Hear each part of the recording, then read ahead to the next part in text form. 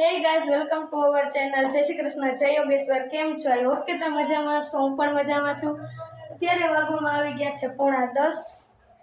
મારા દીદી બેઠા છે અટાણે. લાઈટ વહી ગઈ છે તો મમ્મી નીચે આવતા રહે છે સીવતા સીવતા. એમ જો અહીં મદારી આવ્યા છે. અને બાબાના દર્શન જેના કરમભાઈને થાય અને આ લાલવાદી ફૂલવાદી નાખીએ બધા બાબલા ધ્યાન કરી જોવાનું. ધ્યાનમાં તો કે જુઓ કોઈ શરમ રાખતા ના. અને આ ફળિયાલમાંની મગજ આ ધરતી છે ભાઈ ના અમારા વડવાનું કે લાલવાદી ને ફૂલવાદીના વખતના હવે આ દેરાણી આ જેઠાણી આ ના આવ અહીં ધ્યાન રાખજો. એ જોવા લાયક છે. અક્કુભાઈ ચુડાખમા જાદુગર મંગલ એ બધા હવે બધા મારું બાપ ધ્યાન કરીને જોવાનું. ખાલમાં કહું અને વાંચથી હાથ નાખ્યો મોટો પકડી લેતો પછી કંડિયામાં નાખ્યું અને મોરલી ઉપર અમારે એ અમારો ધંધો છે બેનો. અને હવે આ દેરાણી જેઠાણી નાખીએ બધા ધ્યાન કરજો. આ દેરાણી જૂનાગઢ જાય જજો મારું બાપ. આ જેઠાણી આપણા ભાવનગર જાય આપણે બગદાણા વયા જા.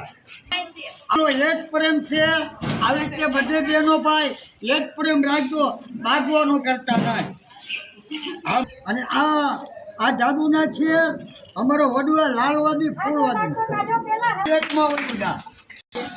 એક જ મિનિટ રાજકોટ નાગરિક બેંકમાં વયું દેખાય ને એ આ કબીલો રાજકોટ વયું છે.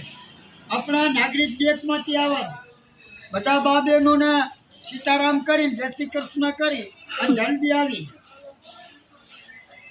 જલ્દી વાહ, આ લાલવાદી ફૂલવાદી લે વહી જા જલ્દી વહી જા બોડીને જા ઝડપથી જા જાગૃતિ જા જલ્દી વહી જા અને નજરમાં ન આવે કે દાદા આમાં નાખીએ કોઈ કે આમાં નાખીએ આ બીજી વહી જાય ઓ શરમ રાખતા ના.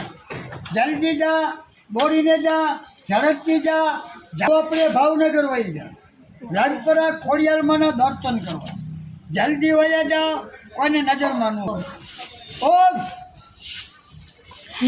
ખાલી બધી મારી બહેનોને સીતારામ કરી અને આ દેરાણી બાપા કાઢવું. આ દેરાણી આયા જૂનાગઢ જોઈ આ જેઠાણી આયા ભાવનગર જોઈ એના હાવ આયા બગદાણા બજરંગ બાપાના દર્શન ખાલી બાપ હાચાના પછી બનશે 10 વર્ષ અમારી બેન દેવ વાછરા દાદા દાદા આ એક બાપાએ દર્શન ન કર્યા પણ આંદાની પેલા 10 રૂપિયા તારા ઘરમાં દઈ દીધા. તારા ઘરમાં દીધા એક છે. હે ગાઈસ, તો અટાણે 12:30 ને 10 થઈ ગઈ છે ને આપણે જમવાની તૈયારી થઈ ગઈ છે. જો હે ગાઈસ, આપણે જમી લીધું છે. પથારી કાલની જેમ આપણે કરી લીધી છે તો આપણે સૂઈ જઈએ. હે ગાઈસ, તો રૂંઢાના 4 વાગી ગયા છે. ધેન જો આપણે અમારી ઘરે સૂર્ય કુકર છે તો સવારે અમે ચણા આની અંદર બાફવા મૂકી જાય. જો તેને હવે કાઢી લઈએ આપણે.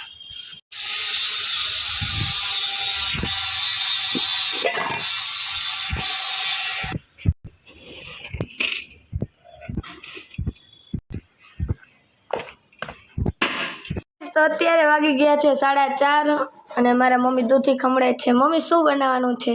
દૂધીનો હલવો બનાવવાનો. ને આપણે અટાણે તરબૂચ સુધારી છીએ એટલે રાતે ઠંડા થઈ જાય કટકા કરીને મૂકી દેવાના છે. તો આપણે ચણા વઘારે ગયા છે આપણે ખાવા માટે લઈ લીધા છે અને હલવો ઓલા પણ ગેસ ઉપર ચડે છે હજી. જો ફાઇનલી આપણો હલવો રેડી થઈ ગયો છે. કાજુ બાજુ નાખી દીધા છે. થોડોક જ બનાવ્યો છે. હે ગાઈસ, તો રોંઢો થઈ ગયો છે. જો 6 વાગી ગયા છે. આપણે કાંઈ કામ નથી એટલે આપણે એમના આટા મારીએ છીએ. તમને કીધું હતું કે ઉપર આપણે જે કુંડા છે તે તડકાના હિસાબે આપણે નીચે લઈ લીધા છે. તો જો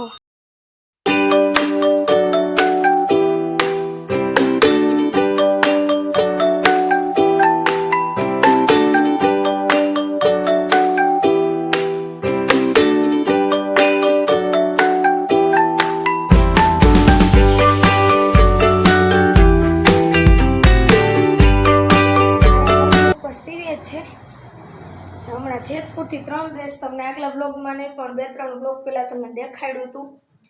તો બસ તે ઉપર તેના ડ્રેસ સીવે છે. મારી દીદી પણ ઉપર આટો મારા કે છે. આપણે એકલા છીએ પણ જો 6 વાગ્યા છે. આપણે ફોન જોયો ત્યાં થોડુંક તરબૂચ ખાધું કારણ કે સુધાતા થોડુંક ખાઈએ તો થોડુંક તરબૂચ ખાધું અને હલવો બનાવ્યો, ચણા મુકાયા. બહુ ઝાઝી વસ્તુ કરી લઈ ગયા છે.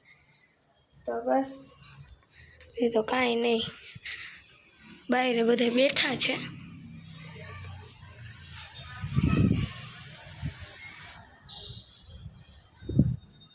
હે ગાઈસ, તો અમે શેરીમાં રમીએ છીએ બોયઝ ગર્લ્સ ભેગા. આ ગેમનું નામ નારગોલ છે અને બહુ મજા આવી રમવામાં. અને મેં તમને આગલા વ્લોગમાં કીધું હતું કે મારા મમ્મીના ફોય એક્સપાયર થઈ ગયા છે તો મારા પપ્પાને ત્યાં ગયા હતા. તો મારા પપ્પા આવી ગયા છે ને જો કાંઈક લઈ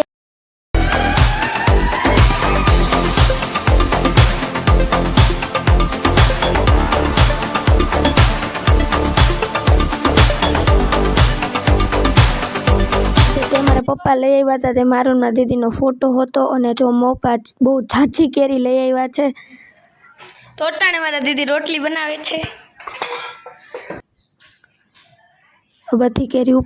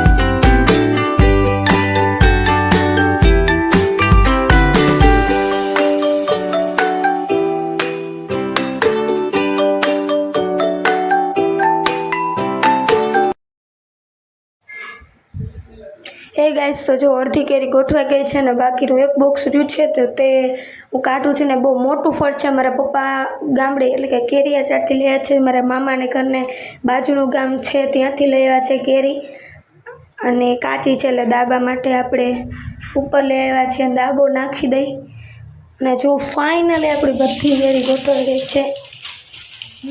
બધી નથી ગોઠવાણી, આપણે હજી બાકી છે. તો જો બાચકામાંથી પણ આપણે કાઢી લીધી છે ને તેની અંદર તો સાવ નાની નાની કેરી છે, જાણે કેરીનું બચ્ચું હોય.